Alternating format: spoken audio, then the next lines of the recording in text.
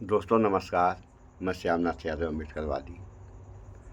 वक्फ पर संशोधन बिल पर आप सांसद संजय सिंह का क्या कहना है, थोड़ा आप लोग इस वीडियो में देख लें, फिर आगे कुछ बात हो। बड़ी बड़ी बातें कर रहे हैं। ये सरकार कह रही है कि ये कानून हम मुसलमानों के भले के लिए आ रहे हैं। जब मैं आपसे सुनता हूं तो मुझे लगता है कपिल शर्मा कॉमेडी सर्कस में बोल रहा है। आप मुसलमानों का भला कर रहे हैं, आप मुसलमानों का भला कर रहे हैं। दोनों सदन में एक भी सदस्य, दोनों सदन में सिर्फ एक सदस्य गुलाम अली को छोड़ के एक भी सदस्य आपका मुसलमान नहीं है। आप मुसलमानों का भला कर रहे हैं। दो नेता अपने घरों में आपने बैठा दिया, मुख्तार अब्बास नकवी, शहनवाज हुसैन, दोनों की राजनीति आपने खत्म कर दी। आप मुसलमानों का भला कर रहे हैं, आप मुसलमानों का भला कर रहे हैं, आप मुसलमानों का भला कर रहे हैं। अरे सुनना सीखो, धार्मिक संपत्तियों को कब्जा करने की एक कोशिश है। इसलिए इस बिल पर न हिंदू को खुश होना चाहिए, न सिख को खुश होना चाहिए, न ईसाई को खुश होना चाहिए, न जैन को खुश होना चाहिए, न बौद्ध को खुश होना चाहिए, क्योंकि नंबर सबका आएगा। और आज वक्फ की संपत्तियां कब्जा करके आप अपने दोस्तों को देंगे, कल गुरुद्वारे की संपत्तियां कब्जा करके आप अपने दोस्तों को देंगे, फिर चर्चों की संपत्तियां कब्जा करके आप अपने दोस्तों को देंगे। छुआछूत को, बीमारी को मिटाने के लिए चलिए उठाते हैं कदम, और अगले सत्र में एक बिल लेके आइए। जितने भी हिंदुओं की कमेटियां हैं, ट्रस्ट है, बोर्ड है, उन सारे ट्रस्ट और कमेटियों में 80% आरक्षण दलित, आदिवासी और पिछड़े हिंदुओं को दीजिए। मैं समर्थन करूंगा आपका, माला पहनाऊंगा आपको। आप पिछड़ों का भला करने की बात करते हैं, आप दलितों का भला करने की बात करते हैं।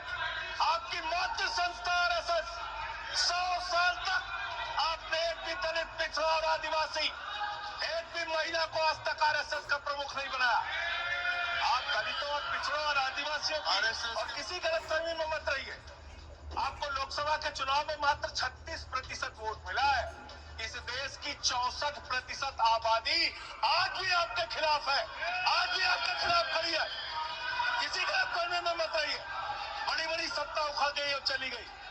आप तो वो लोग हैं जिन्होंने प्रभु श्री राम के मंदिर में भी घोटाला किया। मान्यवर, प्रभु श्री राम के मंदिर के जमीन में घोटाला किया। मैं कागज दूंगा सर, मैं कागज दूंगा। ये लोग राम मंदिर में घोटाला करने वाले लोग हैं, राम मंदिर की जमीन का चंदा खाने वाले लोग हैं सर। ये लोग 2 करोड़ की जमीन 5 मिनट में 18 करोड़ में बेची सर। इन लोगों ने 16.5 करोड़ का घोटाला किया, 18.5 करोड़ में जमीन बेची। ये राम मंदिर में घोटाला करने वाले लोग हैं सर। मान्यवर, मान्यवर, अरे प्रभु श्री राम के नाम का पैसा खाते हो तुम लोग। अरे बैठ जाओ, राम मंदिर का पैसा खाते हो। अरे राम मंदिर में घोटाला करते बैठो। अरे राम मंदिर का चंदा खाते हो। अरे चंदा चोरो बैठो, चंदा चोरो बैठो। श्री संजय सिंह दोनों ही कह रहे एक दूसरे को। धन्यवाद मान्यवर, आपने एक अत्यंत महत्वपूर्ण बिल पे मुझे अपनी बात कहने का मौका दिया। मैं जैसे उदय प्रताप जी की चंद पंक्तियों से अपनी बात शुरू करूंगा।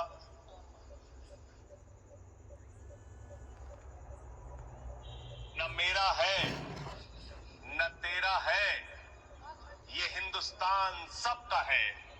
नहीं समझी गई ये बात तो नुकसान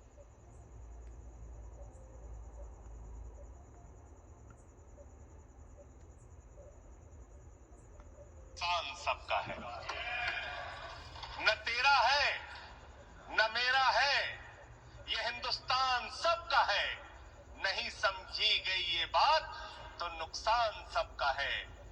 जो आकर मिल गई इसमें वो दिखलाई नहीं देती, जो नदियां मिल गई इसमें वो दिखलाई नहीं देती। महासागर बनाने में मगर एहसान सबका है, महासागर बनाने में मगर एहसान सबका है। मान्यवर, हम लोग बचपन से एक शब्द सुनते आए, सरकार माई बाप। सरकार माई बाप यानी कि जो सरकार होती है वो लोगों की माई बाप होती है, मां की तरह ख्याल रखती है, पिता की तरह ख्याल रखती है। लेकिन अगर कोई सरकार अपने बच्चों को उसका गला घोटने पे उतारू हो जाए तो फिर सरकार निष्पक्ष सरकार नहीं है, नहीं है मान्यवर।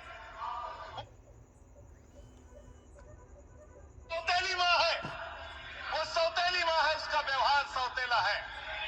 और आज आप जो काम कर रहे हैं इस बिल के माध्यम से, दोस्तों थोड़ा सा परेशानी आ बाबा जाती साहब है। डॉक्टर भीमराव अंबेडकर जी के द्वारा लिखे गए संविधान की हत्या कर रहे हैं।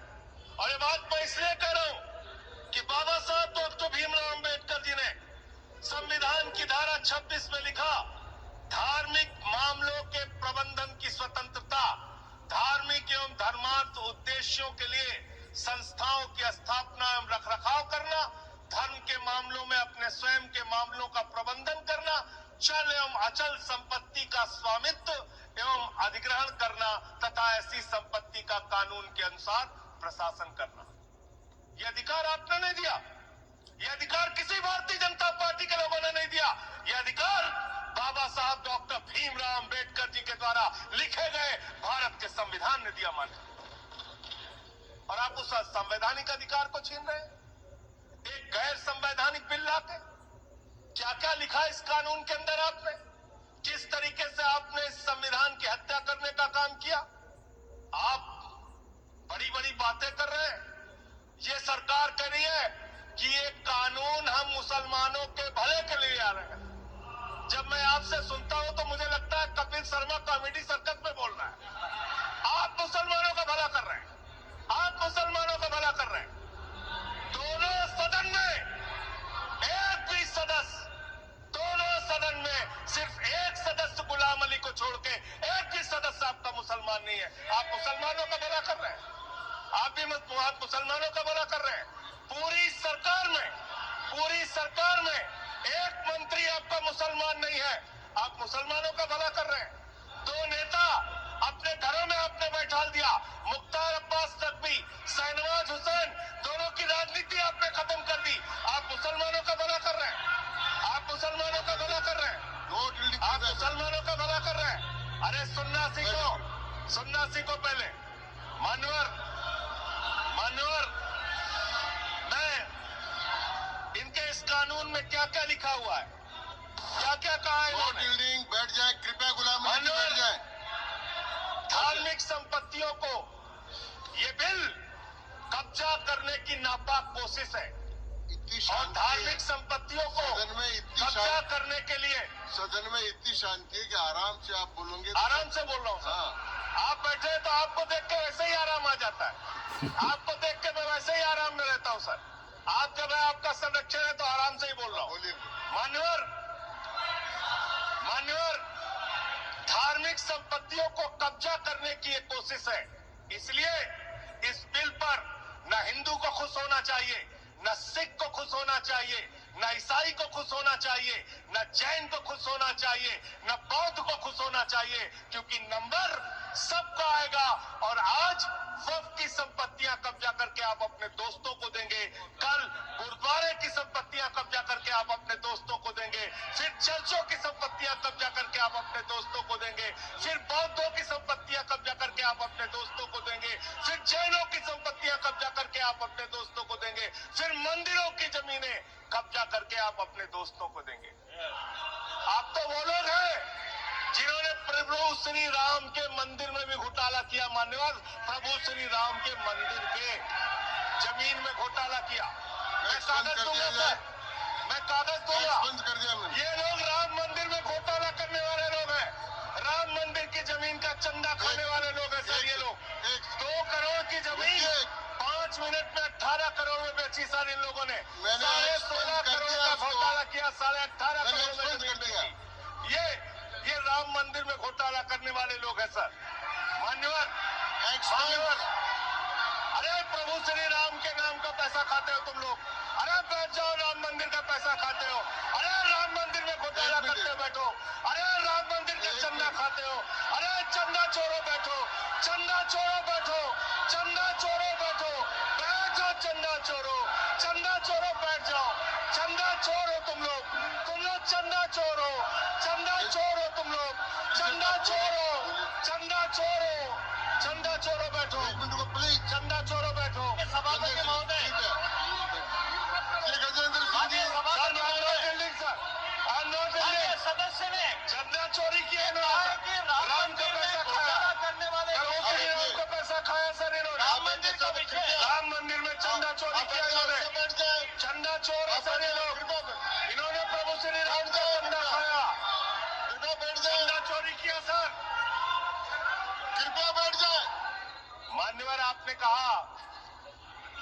इससे आप पिछड़े मुसलमानों का भला करने जा रहे हैं। सुनने में बहुत अच्छा लगता है कि आप पिछड़े मुसलमानों का भला करने जा रहे हैं।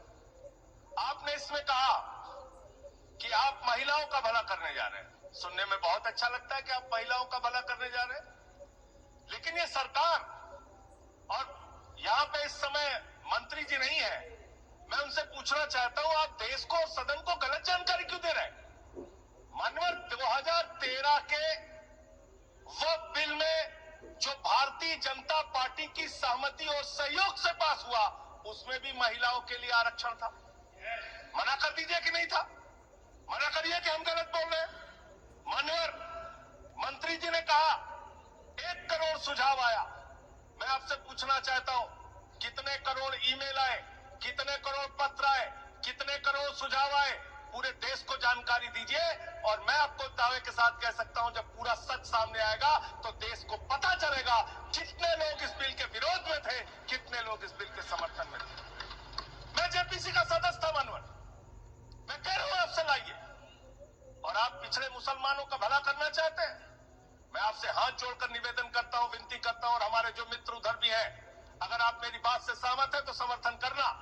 समाज में छुआछूत को, बीमारी को मिटाने के लिए चलिए उठाते हैं कदम, और अगले सत्र में एक बिल लेके आइए। जितने भी हिंदुओं की कमेटियां हैं, ट्रस्ट है, बोर्ड है, उन सारे ट्रस्ट और कमेटियों में 80% आरक्षण दलित, आदिवासी और पिछड़े हिंदुओं को दीजिए। मैं समर्थन करूंगा आपका, माला पहनाऊंगा आपको। आप पिछड़ों का भला करने की बात करते हैं, आप दलितों का भला करने की बात करते हैं।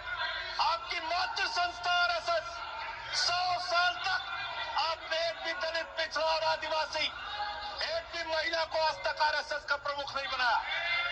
आप दलितों और पिछड़ों और आदिवासियों की आरएसएस के बारे में भला कई करने की बात बात को करते एक्सप्लेन कर हैं। दीजिए। माननीय, इस बिल में क्या लिखा है? आप जो भी बातें इस विधेयक के अलावा बोलेंगे, उन सबको मैं एक्सप्लेन सर, ये करूंगा। क्या उसमें सत्य नहीं है?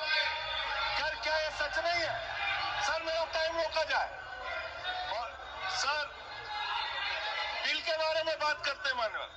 मंत्री जी ने कहा आज आप इस बिल को पास कर रहे हैं, आज आपका सीना चौड़ा हो रहा है, आपको लग रहा है एक धर्म के अधिकार को आप छीन रहे हैं। नहीं, कल को आप सभी धर्मों की धार्मिक संपत्तियां छीन के आप अपने दोस्तों का देने का काम करेंगे। मैं फिर इसको दोहरा रहा हूं और फिर इसको कह रहा हूं कि आप ये करेंगे, धार्मिक संपत्तियों पे कब्जा करने का काम करेंगे। और किसी गलतफहमी में मत रहिए। आपको लोकसभा के चुनाव में मात्र 36% वोट मिला है। इस देश की 64% आबादी आज भी आपके खिलाफ है, आज भी आपके खिलाफ खड़ी है। किसी गलतफहमी में मत रहिए। बड़ी बड़ी सत्ता उखड़ गई और चली गई। मान्यवर, आपने इसमें लिखा बिल के अंदर कि वक्फ कमेटी के अंदर गैर मुसलमान इसका सदस्य बन सकता है। आप क्या गुरुद्वारा कमेटी के अंदर गैर सिख को मेंबर बना सकते हैं?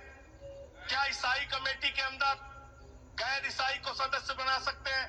क्या बौद्धों की कमेटी के अंदर गैर बौद्ध को, क्या जैनों की कमेटी के अंदर गैर जैन को आप मेंबर बना सकते हैं? और इतना ही नहीं, क्या आप हिंदुओं के ट्रस्ट में, मंदिर के ट्रस्ट में आप क्या गैर हिंदू को मेंबर बना सकते हैं? नहीं बना सकते, नहीं बना सकते। आप एक झूठ फैला रहे हैं देश भर में, देश भर में झूठ फैला रहे हैं। आप कह रहे हैं ये मैं पढ़ रहा हूं राम मंदिर का, सर, राम मंदिर ट्रस्ट। झूठ शब्द असंसदीय है, जो असंसदीय शब्द है उनको निकाल दीजिए। सत्य से पढ़े, सत्य से पढ़े। सर, ये प्रभु श्री राम के मंदिर का ट्रस्ट, मैं इसका समर्थन करता हूं। नहीं, आप सर, मैं इसका समर्थन कर रहा हूं। ये सब्जेक्ट नहीं है। सर, समर्थन कर रहा हूं, सुन तो लीजिए। आप कहे से नहीं सुनूंगा। डिस्ट्रिक्ट मजिस्ट्रेट प्रोसीडिंग में नहीं आएगा। सर, मेरी बात तो बिल्कुल नहीं आएगा। सर, मेरी बात सुन लीजिए। घनश्याम जी प्लीज, चेयरमैन साहब, district magistrate of Ayodhya will be ex officio trustee who will be a practicing Hindu. If the DM is not Hindu, then additional district magistrate will be an ex officio member of the trust.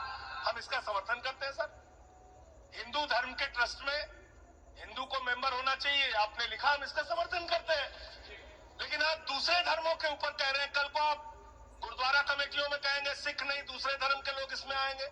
कल को आप जैन कमेटियों में घुसेड़ेंगे, बौद्धों की कमेटियों में घुसेड़ेंगे। ये बात गलत है, ये पूरी तरीके से गलत है। और आज पूरे देश को आप बताइए, मान्यवर, पूरे देश को आप बताइए, 2009 में आपने अपना घोषणा पत्र जारी किया था, मैनिफेस्टो। ये मैनिफेस्टो आपका लेके आया हूं, ये तो आपका डॉक्यूमेंट है, मेरे घर नहीं बना। इस मैनिफेस्टो में लिखा है इन्होंने कि 2009 के मैनिफेस्टो में लिखा है कि वक्फ की जमीनों पर जो अवैध कब्जे हुए हैं, KR रहमान की कमेटी की रिपोर्ट के हिसाब से हम मुस्लिम धर्म गुरुओं के साथ बातचीत करके उसको खाली कराने का काम करेंगे। कितना दोहरा चरित्र है आपका। आपने कहा वक्फ की जमीनों को खाली कराने का काम करेंगे जिसपे कोई और कब्जा कर रखा है। मानवर, एक और बात, सुप्रीम कोर्ट के अंदर आप कह रहे हो कागज चाहिए, कागज चाहिए। मंत्री जी ने कहा कागज चाहिए। मंत्री जी, आपको कागज की बहुत जरूरत होती है, कागज आपको चाहिए। आपकी सरकार ने 2020 में, ये पूरे देश को देखना चाहिए, पूरे देश को सर, 2020 में मैं JPC का मेंबर था, एक कागज वहां मिला हमें। 2020 में सुप्रीम कोर्ट में, सर आप, मेरी बात नहीं आ रही सर मेरी बात नहीं आ रही। 2020 में मान्यवर, इस भारत की सरकार ने, मोदी जी की सरकार ने शपथ पत्र दिया सुप्रीम कोर्ट में। से क्या लिखा हुआ है? 99% वक्फ की संपत्तियां डिजिटाइज हो चुकी हैं। मुख्तार अब्बास नकवी साहब आपके मंत्री थे, उनका बयान है 100% वक्फ की संपत्तियां डिजिटाइज हो चुकी हैं। तो जब आप सारी संपत्तियां डिजिटाइज कर चुके हैं, सब कुछ ऑनलाइन कर चुके हैं वामसी पोर्टल में, सारे कागजात जांच चुके हैं, तो क्या आप फसाद कराने के लिए फिर से कागज मांग रहे हैं? फसाद कराने के लिए, आप फसाद कराने के लिए कागज मांग रहे हैं। आप फसाद कराने वाले हिंदू हैं, हम सौहार्द फैलाने वाले हिंदू हैं। ये बुनियादी फर्क है, ये बुनियादी फर्क है आप में। आप देश भर में फसाद, नफरत, लड़ाई झगड़ा कराने का काम करते हैं। मान्यवर, मैं अंत में आप लोगों से सिर्फ एक ही बात कहना चाहता हूं कि आज सच्चर कमेटी की रिपोर्ट की बात कही गई और कहा गया 12,000 करोड़ की आमदनी हो सकती थी। एक सुझाव मैं पूरे सदन की तरफ से इस सरकार को देना चाहता हूं। 12,000 करोड़ की आमदनी की चिंता है वक्फ की, करोड़ों मुसलमानों की चिंता है आपको। एक अपने दोस्त को पकड़ के लाइए, नीरव मोदी को 20,000 करोड़ वसूलिए, 12,000 करोड़ वक्फ को दीजिए, 8,000 करोड़ अपने पास रखिए। 8,000 करोड़ का आपको मुनाफा होगा, 12,000 करोड़ वक्फ को दे दीजिए, करोड़ों मुसलमानों का भला हो जाएगा। माननीय, अंतिम बात कह के आपने कहा सच्चर कमेटी की रिपोर्ट से 12,000 करोड़ की आमदनी की बात कही गई है। अर्ध सत्य मत बोलिए, पूरा सत्य बोला कीजिए, सुविधाजनक सत्य मत बोलिए, पूरा सच बोला कीजिए। मंत्री जी, इसमें लिखा हुआ है सच्चर कमेटी की रिपोर्ट में कि भारत की सरकार ने, राज्यों की सरकार ने अलग अलग राज्यों में अलग अलग जगहों पे 365 वक्फ की संपत्तियां कब्जा कर रखी हैं। आप उसके बारे में नहीं बताते, आप अर्ध सत्य बोलते हैं। मैं तो JPC का मेंबर रहा हूं, मुझे सब पता है। तो इसलिए मान्यवर, आप फैला रहे झूठ, ट्रिब्यूनल के फैसले, बस खत्म सर, खत्म। असत्य, सत्य से परे मान्यवर, सत्य से परे मान्यवर। ट्रिब्यूनल के लिए आप कह रहे हैं उसको अपील नहीं की जा सकती। हाई कोर्ट का फैसला ट्रिब्यूनल के फैसले के खिलाफ आया है, सुप्रीम कोर्ट का फैसला ट्रिब्यूनल के फैसले के खिलाफ आया है। आपने कहा 5 साल का प्रैक्टिसिंग मुस्लिम होना चाहिए। कैसे प्रैक्टिसिंग मुस्लिम तय करेंगे सर? आप क्या मुसलमानों के घर में CCTV का कैमरा लगाएंगे? कौन नमाज पढ़ रहा है, कौन नमाज नहीं पढ़ रहा है, कौन मुसलमान है, कौन मुसलमान नहीं है? आपने मान्यवर ऐसे प्रावधान इसमें रखे हैं जो बड़े अजीब हैं, जो अपने आप में ये बताते हैं कि आपकी मंशा सिर्फ देश में झगड़ा कराने की है, नफरत फैलाने की है, फसाद कराने की है। आपकी मंशा कहीं भी मुसलमानों का या किसी वर्ग का भला करने की नहीं है। बस एक अंतिम बात कह के अपनी बात समाप्त करूंगा। ये काम आपने देश के अंदर बहुत अच्छा शुरू कर दिया। आप एक काम करते हैं, देखो मुसलमानों को ठीक कर रहा हूं, दूसरी तरफ महंगाई बढ़ रही है, नुकसान हिंदुओं का। 94 लाख करोड़ रुपए शेयर बाजार में डूब रहा है, नुकसान हिंदुओं का। 11 लाख बच्चे स्कूलों से बाहर निकल गए, नुकसान हिंदुओं का। तो मुसलमानों का को ठीक करने के नाम पर आप नुकसान देश के करोड़ों हिंदुओं का भी कर रहे हैं। इसलिए ये सब बातें करके देश में आप नफरत फैला के ये सब झगड़े फसाद के काम मत कीजिए। और अंत में आपसे एक ही बात कहना चाहता हूं, अभी भी वो मौका है इस बिल को जो गैर संवैधानिक है, जो बाबा साहब के संविधान के खिलाफ है, इसको वापस लीजिए। धन्यवाद मंडल। तो सुन लिया आप लोगों ने, ये आप सांसद संजय सिंह का कहना है। और रह गई बात संविधान है इस देश में, तो संविधान के अंतर्गत जो भी काम हो संविधान के अंतर्गत होने चाहिए। अगर संविधान के बाहर काम हो रहा है या होगा तो फिर इस देश और जनता का क्या होगा। इन सब बातों पर विचार करें आप लोग। सो इस वीडियो में इतना ही। स्वच्छता अपनाएं, शुद्ध खाएं, स्वस्थ रहें, शिक्षित बने। जय विज्ञान, जय संविधान। नमस्कार।